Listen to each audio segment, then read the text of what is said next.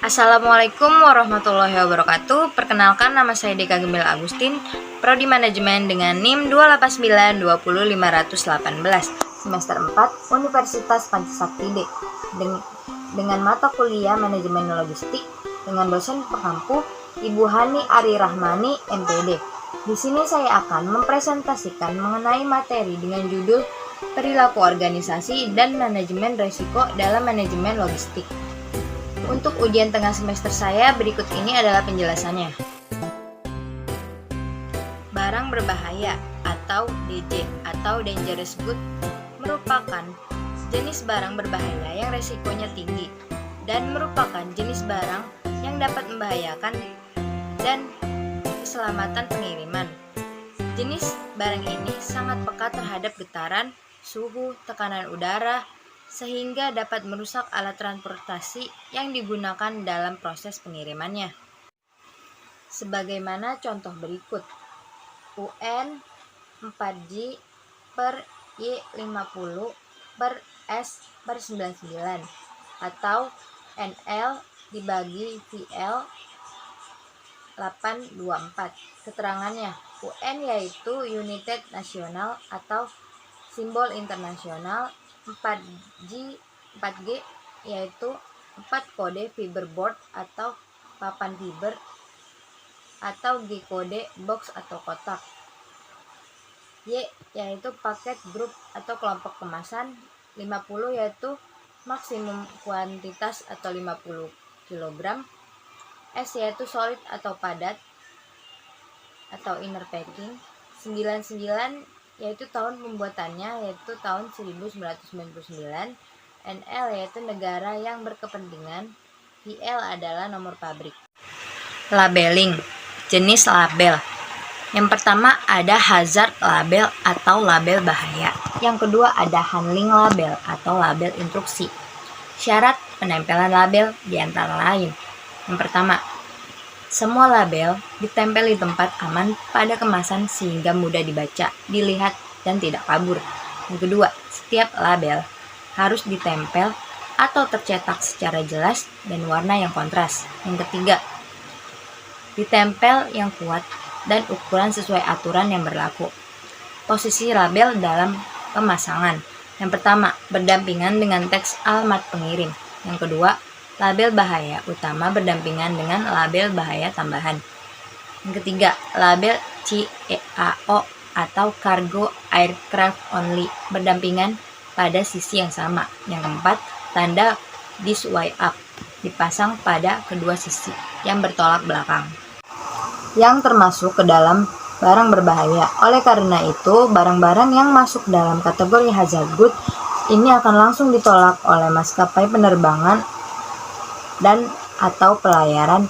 Klarifikasi barang berbahaya: yang pertama, bahan peledak atau mengandung bahan peledak. Yang kedua, gas mudah terbakar yaitu gas bertekanan mudah terbakar. Yang ketiga, cairan mudah terbakar yaitu cairan yang mudah terbakar. Yang keempat ada flame Mendel solid atau zat padat mudah terbakar. Yang kelima, zat pengoksidasi atau peroksida organik yaitu zat yang mudah mengakibatkan kebakaran. Yang keenam, toksik racun yang berupa zat padat cair yang bila dihirup atau ditelan akan menyebabkan kematian. Yang ketujuh, radioaktif atau bahan atau barang atau benda yang memancarkan radiasi. Yang keempat, bahan korosif yang dapat merusak jaringan kulit, memiliki tingkat korosif yang tinggi. Yang kesembilan, miscellaneous dangerous good yaitu bahan padat atau cair yang sifatnya mudah dapat menimbulkan kebakaran. Langkah-langkah pemeriksaan barang berbahaya: yang pertama, lihat nama jenis barang berbahaya atau power shipping name atau UN number. Yang kedua, pastikan kelas atau divisi atau subsidiari apakah sesuai dengan daftar barang berbahaya. Yang ketiga, catat dan perhatikan hazard label cocok atau tidak. Yang keempat, lihat dan perhatikan packing group. Yang kelima, perhatikan dengan cermat berat paket barang berbahaya, baik dapat diangkut oleh pesawat penumpang atau pesawat kargo. Yang keenam, periksa catatan pada kolom M, apakah ada spesial provisions atau tidak. Undang-Undang Republik Indonesia Nomor 17 Tahun 2006 tentang perubahan atas Undang-Undang Nomor 10 Tahun 1995 tentang Kepabeanan. Undang-Undang tentang perubahan atas Undang-Undang Nomor 10 Tahun 1995 tentang Kepabeanan. Pasal 1. Beberapa ketentuan dalam Undang-Undang Nomor 10 Tahun 1995 tentang Kepabeanan atau Lembaran Negara Republik Indonesia tahun 1999 Nomor 75. Tambahan Lembaran Negara Republik Indonesia tahun 1995 tahun Nomor 3612 diubah sebagai berikut. 1. Ketentuan pasal 1 angka 1 dan yaitu angka 15A, angka 19, angka 20, dan angka 21, sehingga pasal 1 berbunyi sebagai berikut. Pasal 1 dalam undang-undang ini yang dimaksud dengan 1. Kepabeanan adalah segala sesuatu yang berhubungan dengan pengawasan atas pabean serta pemungutan bea masuk dan bea keluar. Daerah pabean adalah wilayah Republik Indonesia yang meliputi wilayah darat, perairan, dan ruang udara di atasnya, serta tempat-tempat tertentu di zona ekonomi eksklusif dan landas kontinen yang di dalamnya berlaku undang-undang ini. Orang adalah orang persorangan atau badan hukum. Import adalah kegiatan memasukkan barang ke dalam daerah pabean. Ekspor adalah kegiatan mengeluarkan barang dari daerah pabean. B. Masuk adalah pungutan negara berdasarkan undang-undang yang dikenakan terhadap barang yang diimpor. B. Keluar adalah pungutan negara berdasarkan undang-undang ini yang dikenakan terhadap barang ekspor. Tempat penimbunan sementara adalah bangunan dan atau lapangan atau tempat lain yang disamakan dengan itu kawasan pabean untuk menimbun barang, sementara menunggu pemungutan atau pengeluarannya. Tempat penimbunan berikat adalah bangunan, tempat, atau kawasan yang memenuhi persyaratan tertentu yang digunakan untuk menimbun barang atau tujuannya tertentu untuk mendapatkan penangguhan bea masuk. Tempat penimbunan pabean adalah bangunan atau lapangan atau tempat lain yang disamakan dengan itu yang disediakan oleh pemerintah di kantor pabean yang berada di bawah pengelolaan Direktorat Jenderal Bea dan Cukai untuk menyimpan barang yang ditanyakan tidak dikuasai, barang yang dikuasai negara, dan barang yang menjadi milik negara berdasarkan undang-undang ini. Perbedaan ekonometri, ekonomi matematik, dan statistik ekonomi. Ekonometri adalah mengasumsikan setiap hubungan ekonomi sebagai hubungan skostastik, memberikan nilai-nilai numerik koefisien hubungan-hubungan ekonomi. Ekonomi matematika mengasumsi setiap hubungan ekonomi sebagai hubungan eksak serta tidak menghasilkan nilai-nilai numerik. Statistik ekonomi hanya menyajikan aspek deskriptif dari teori ekonomi, tidak menghasilkan nilai-nilai numerik atau hubungan-hubungan ekonomi maupun hanya menyediakan data numerik ekonometri. Pengertian dan penggunaan ekonometrika. Ekonometrika merupakan perpaduan dari teori ekonomi, matematika, dan statistik yang dapat digunakan untuk memecahkan persoalan ekonomi yang bersifat kuantitatif secara empiris. Teori ekonomi berfungsi untuk mengidentifikasi variabel-variabel yang terlibat dalam suatu gejala ekonomi dan atau teori ekonomi yang akan dianalisis beserta banyaknya hubungan antar variabel. Pendekatan ekonometrika. Analisis deskriptif adalah suatu model pendekatan yang menguraikan suatu kejadian atau suatu kesatuan ekonomi menjadi beberapa bagian atau komponen yang lebih kecil agar dapat diketahui indikator variabel yang dominan, rasio perbandingan antar variabel-variabelnya, dan proporsi setiap komponen dari keseluruhan kejadian ekonomi tersebut.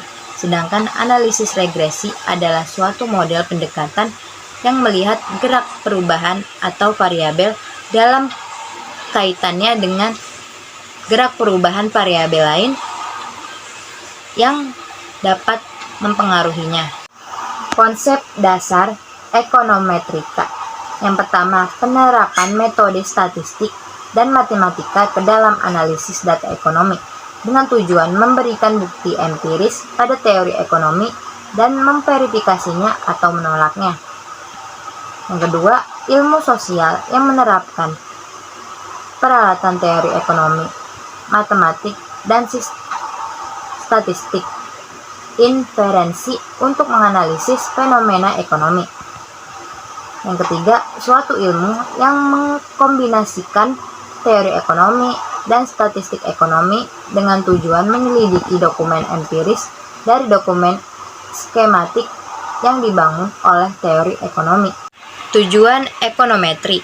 Yang pertama ada pengujian atau pembuktian teori ekonomi. Yang kedua, penafsiran koefisien dari hubungan-hubungan ekonomi. Yang ketiga, peramalan nilai besaran ekonomi. Matematik dan statistik merupakan aspek penting bagi ekonometri.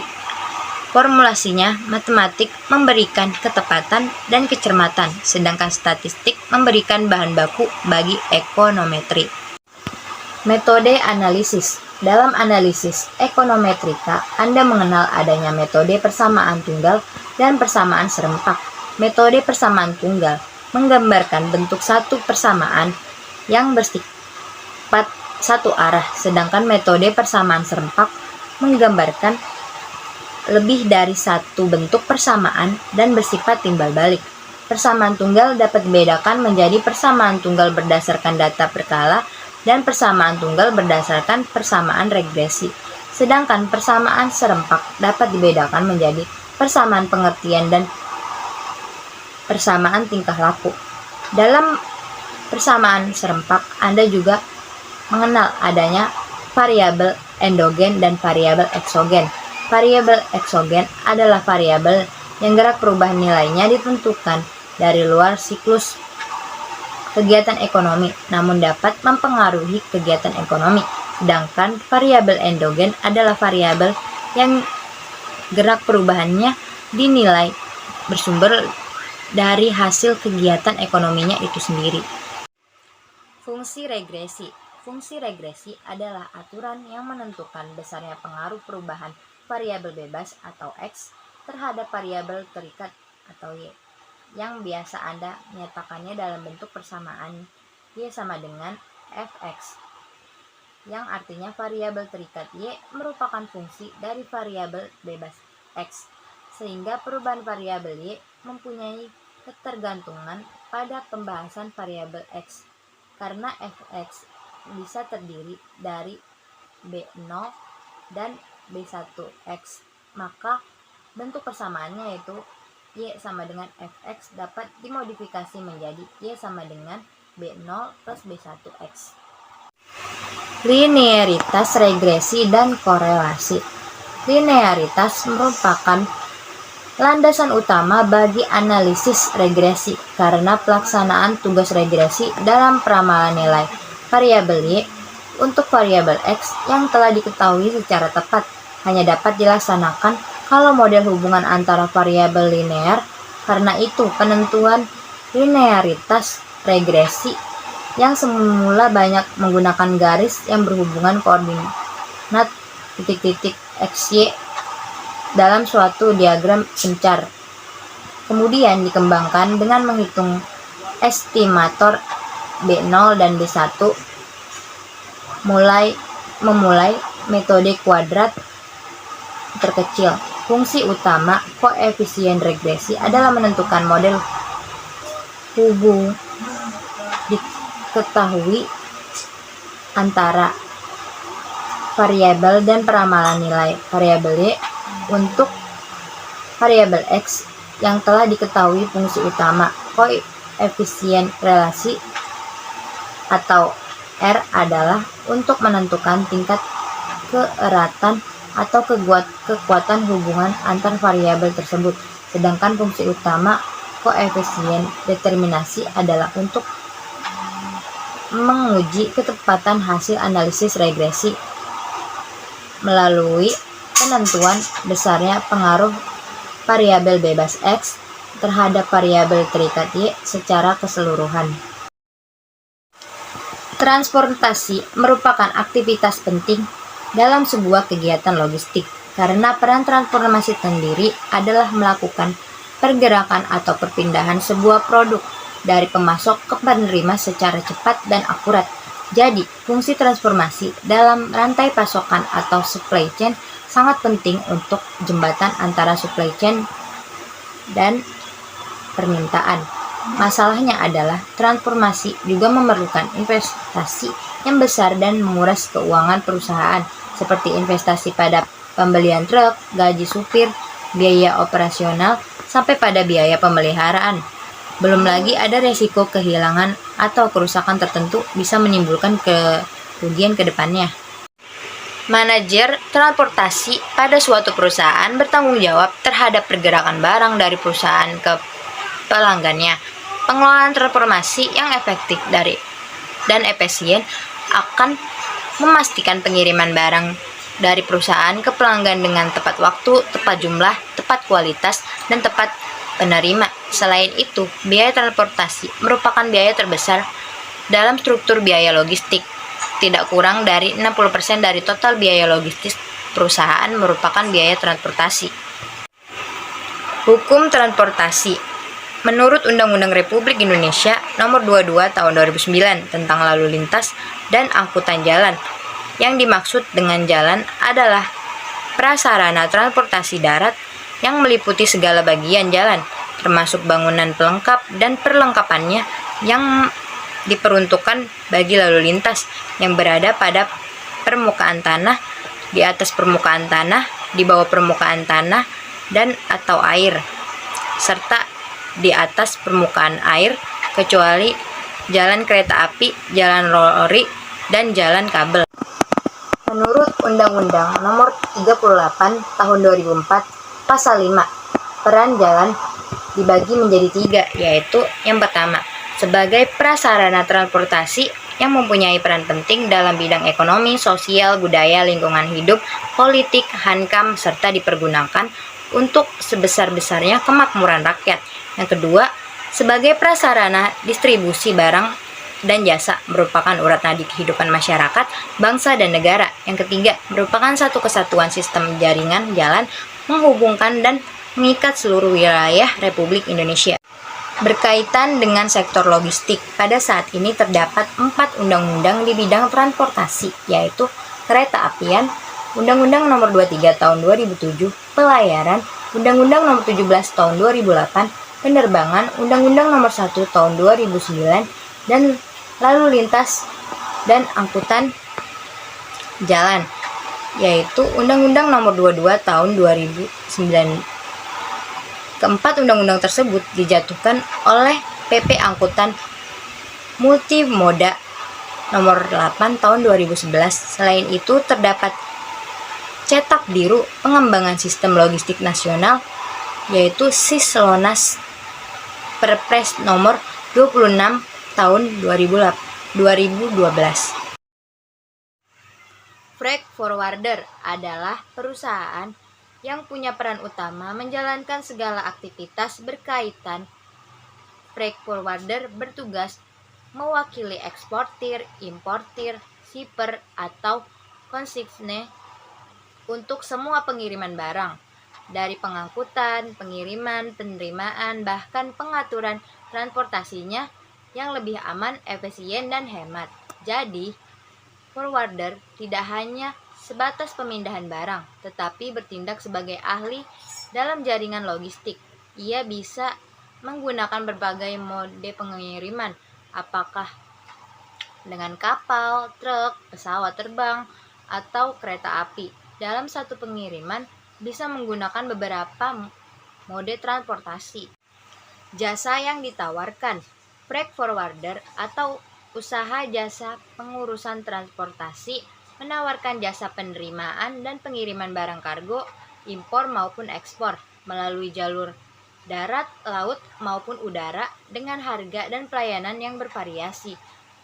Lebih dari itu, freight forwarder adalah solusi pengapakan barang, pengurusan dokumen, asuransi pengiriman, hingga konsultasi dan pengurusan kepabeanan. Semua yang berkaitan dengan pengiriman barang adalah jasa yang ditawarkan oleh freight forwarder. Manfaat freight forwarder. Ketika menggunakan jasa freight forwarder dalam pengiriman barang, terutama jalur udara dan laut, baik sebagai importir maupun eksportir, ada beberapa manfaat yang didapatkan. Di antara manfaat freight forwarder adalah sebagai berikut. Yang pertama, pengiriman lebih mudah dan membutuhkan waktu yang relatif lebih singkat. Yang kedua, pengiriman barang tidak bertele-tele dan harga pelayanannya bisa dipilih. Keuntungannya, bisa menggunakan barang dalam jumlah besar atau kargo, atau hanya sedikit. Prosesnya menjadi lebih efisien dan barang pun akan lebih cepat sampai ke tujuan. Karena itu, freight forwarder dikenal sebagai perusahaan jasa pengurusan transportasi. Freight forwarder memiliki rangkap penugasan dari mulai jasa kepabeanan, pelayaran IMKL, bahkan hingga pengiriman door-to-door seperti kurir pada umumnya. Tugas freight forwarder adalah sebagai berikut. Yang pertama, memilih rute dan moda pengiriman. Yang kedua, penerimaan barang, menerima barang dari customer, melakukan sortasi dan packaging. Yang ketiga, pengurusan dan penerbitan dokumen dan tugas lainnya.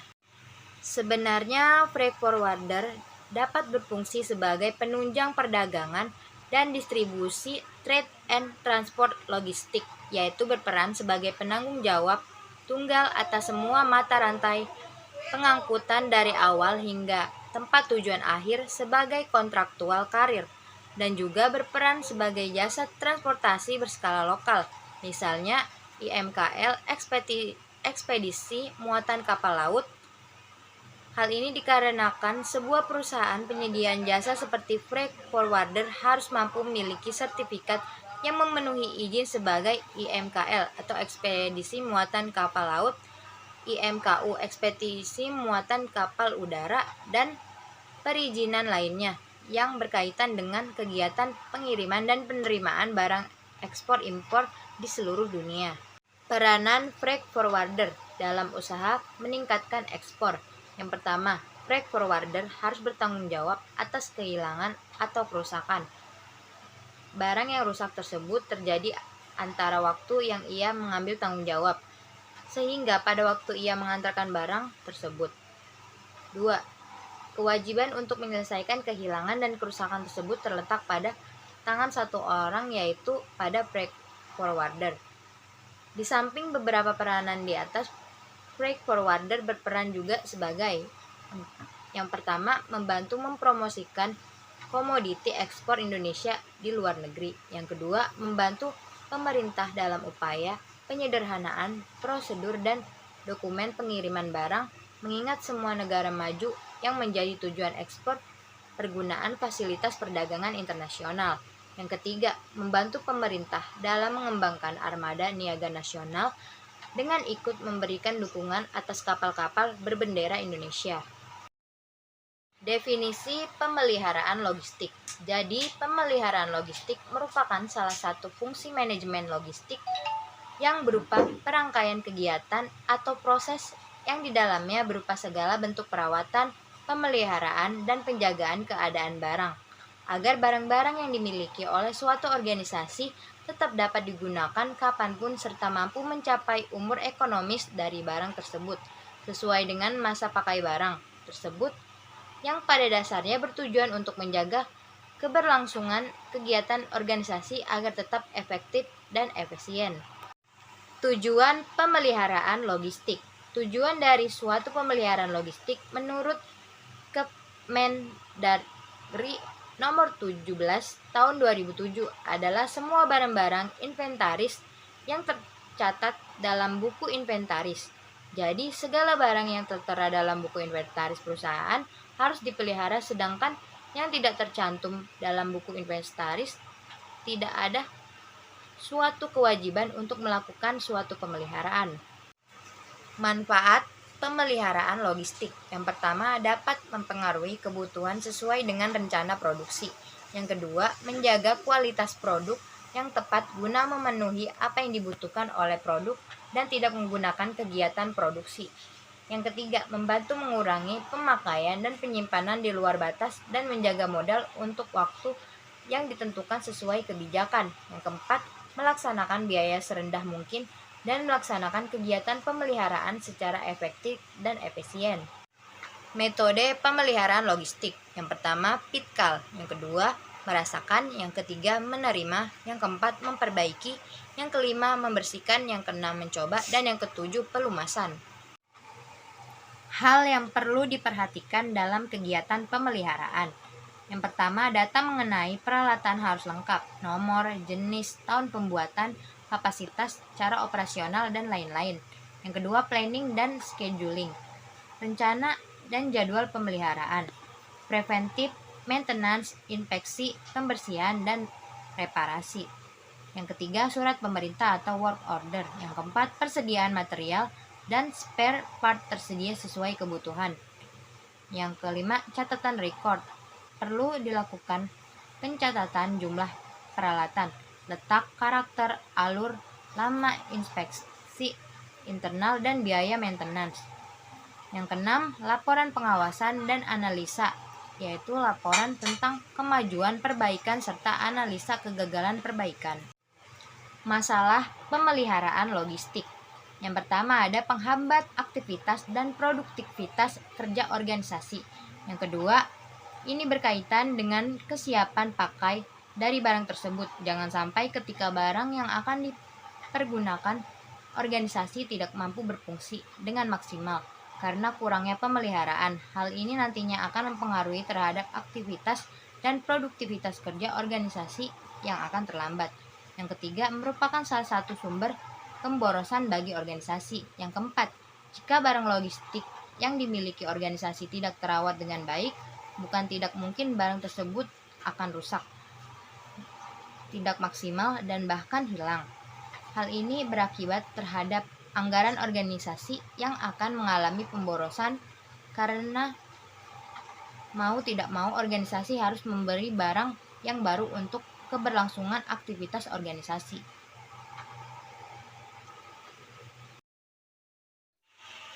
Pengertian tata letak pergudangan. Gudang merupakan tempat yang digunakan sebagai area penyimpanan barang, baik barang raw material, barang work in process, atau barang finished good. Sedangkan pergudangan merupakan kegiatan yang meliputi kegiatan store atau penyimpanan, movement atau perpindahan, serta information transfer atau transfer informasi. Tata letak merupakan suatu sistem yang meliputi seluruh kegiatan produksi yang saling berintegrasi, mulai dari input bahan baku hingga output, yang tujuannya agar kegiatan tata letak atau layout merupakan hal utama yang harus diperhatikan ketika akan merencanakan penggunaan ruang sebagai gudang. Misalnya dengan menentukan 3 area ini, yaitu area penyimpanan dan penerimaan barang, area pemilihan barang, dan area pengiriman barang. Pengertian tata letak pergudangan menurut Jay Hazer dan Barry Render pada tahun 2006, tata letak pergudangan merupakan suatu sistem yang didesain untuk meminimalisir biaya total yang ada dengan cara mencari perpaduan terbaik antara luas ruang dengan penanganan bahan.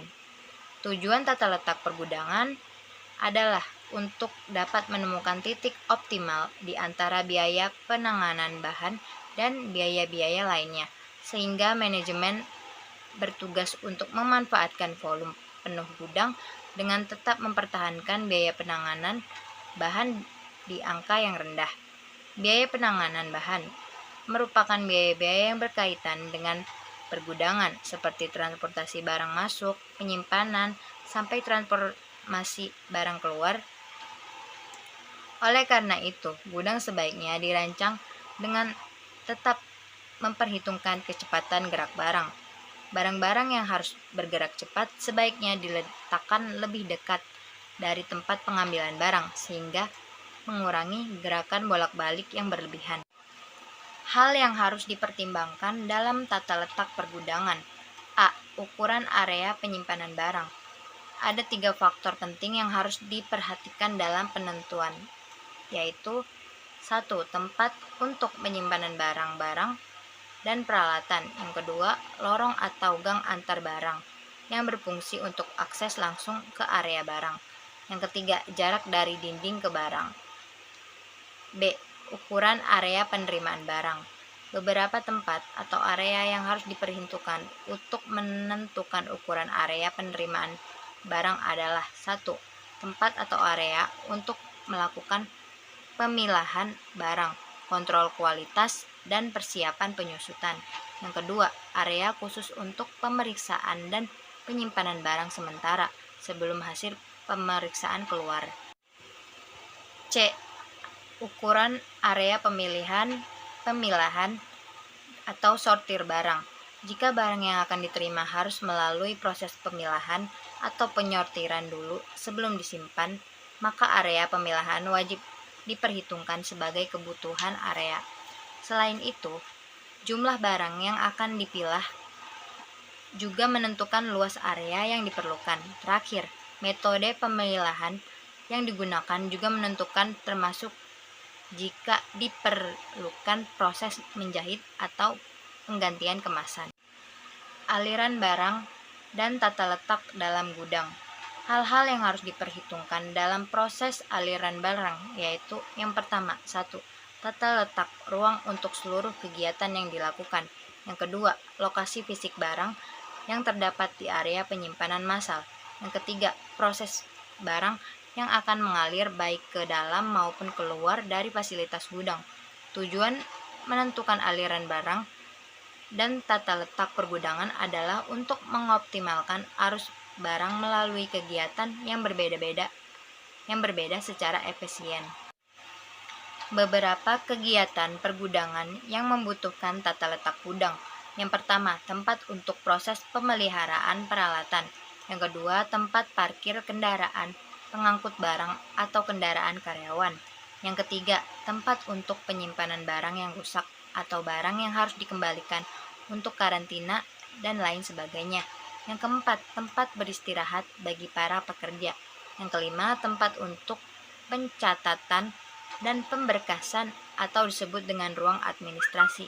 Yang keenam, toilet, pantry, dan lain sebagainya. Tujuan tata letak pergudangan. Yang pertama, untuk mengoptimalkan penggunaan volume bangunan yang maksimum. Yang kedua, untuk mengoptimalkan penggunaan waktu, penggunaan buruh, dan penggunaan perlengkapan dengan tepat. Yang ketiga, untuk kemudahan dalam pencapaian bahan. Yang keempat, untuk proses pengangkutan barang yang cepat dan mudah. Yang kelima, untuk proses identifikasi barang yang baik. Yang keenam, untuk proses pemeliharaan barang yang optimal. Yang ketujuh, untuk keindahan tampilan rapi dan tersusun terorganisir. Ciri-ciri gudang yang baik. Yang pertama, memiliki peralatan yang baik dan efisien. Yang kedua, memiliki ruang dan area yang luas. Yang ketiga, barang tersusun rapi dan teratur. Yang keempat, adanya kesesuaian antara gudang dan barang yang disimpan. Yang kelima, ada di lokasi yang strategis.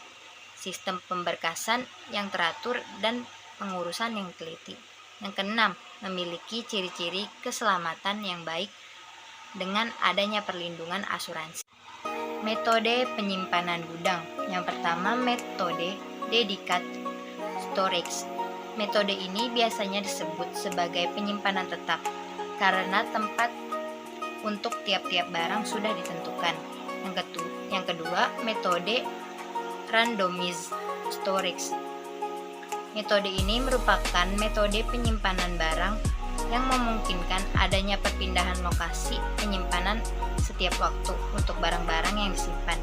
Yang ketiga, metode class-based dedicated storage, yaitu metode ini memungkinkan pengaturan tempat penyimpanan dirancang dengan lebih leluasa dan fleksibel.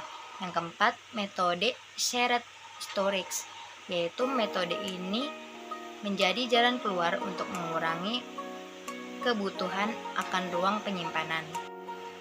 Sekian dan terima kasih saya ucapkan. Saya Deka Gemilang Agustin pamit undur diri. Mohon maaf bila ada salah kata ataupun ucapan.